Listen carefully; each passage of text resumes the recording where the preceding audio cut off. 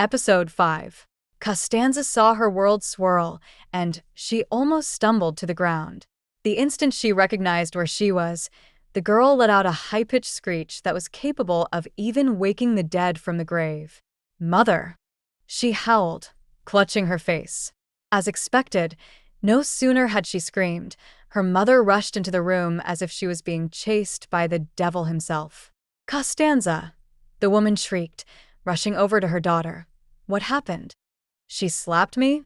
Costanza pointed at Rhea with tears-filled eyes, clutching one of her cheeks. "Rhea slapped me." She howled like a kid. "What?" Rhea watched a look of shock cross her aunt's features. The woman turned to her with red, wide eyes. "You hit my daughter." "She hit me first. I was just defending myself," Rhea told her firmly. What did the woman expect her to do? Sit still and watch her assault her? Oh, please. She wasn't that same kid they maltreated because she couldn't defend herself. She has grown. She was an adult. "You witch." Her aunt bellowed like an injured beast. "Why don't I just kill you today?" And just like that, the crazy woman pounced on her, grabbing her hair with the intention of pulling out her roots. She was going to teach that witch a lesson. "Auntie, stop it." Rhea cried out, trying to loosen the woman's vice hold on her hair. Her scalp stung with sharp pains and her head throbbed. Meanwhile, Costanza, who had been crying moments ago, now had a smile on her face. She made no efforts to separate nor calm her mother. That bitch deserved whatever comes to her. Who does she think she is? In this life, Rhea would always remain beneath her. "I should stop it. When you wanted to kill my daughter. I'm just showing you how murderers are treated. They're not supposed to live." The woman grabbed a fistful of Rhea's hair, increasing the pain. Unable to take the pain anymore, Rhea pushed at her aunt with all her strength. The woman bumped into the wall and fell. "Ayo," her aunt screamed dramatically. "You now want to kill me as well? How dare you hit my mother?" Costanza rushed at her. However, before Costanza could touch her, Rhea had already grabbed her baseball bat on the wall and pointed it threateningly at them.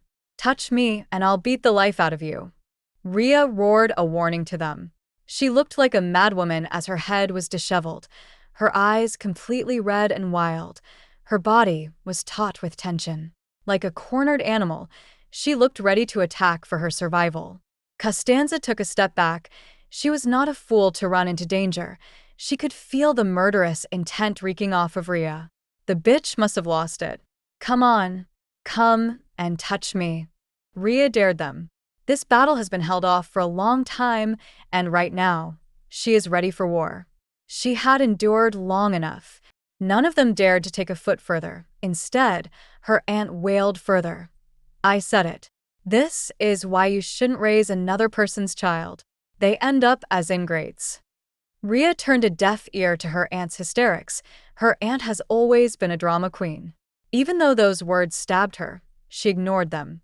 "Now, get out of my room this instant," she ordered them. "Hey, Rhea, don't be so cocky. This house belongs to us. You don't get to tell us dash." Costanza didn't get to finish her words because Rhea swung the bat violently at them, and both mother and daughter fled for their lives. That stupid girl has finally lost her mind. "Rhea, just because I covered up for you the last time doesn't mean you can take advantage of my..." Mimi, who had strode over to Rhea intending to give her a piece of her mind, halted in her tracks as soon as her eyes landed on her. "Holy Mother of God," Mimi cursed as soon as her gaze landed on Rhea's face. The girl might have covered her red eyes with makeup, but Mimi was her best friend and could see through the disguise.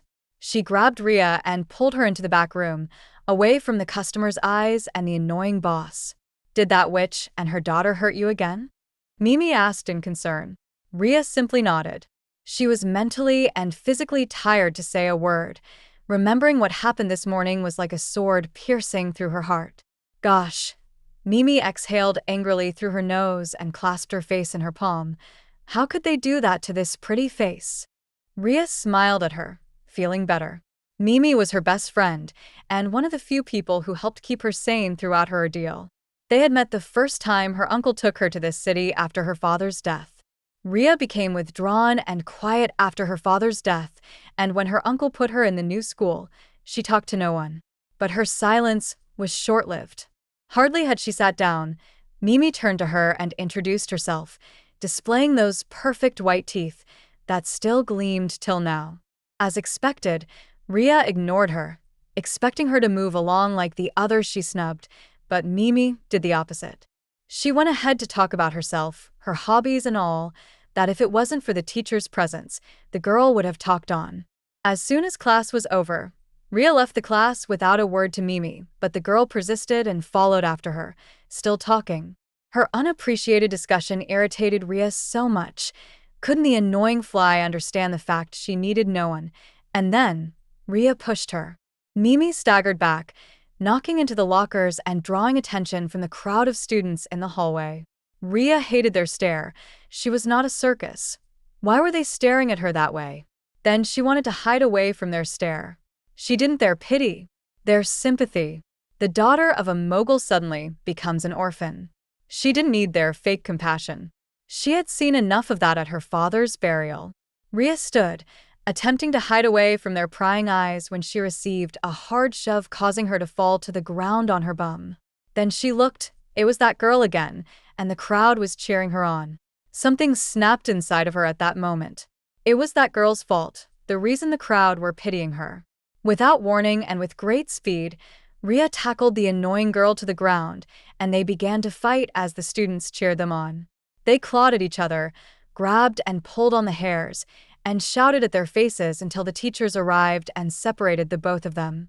Full story is available at novelpalace.com. Click the link in the comment section to get it free.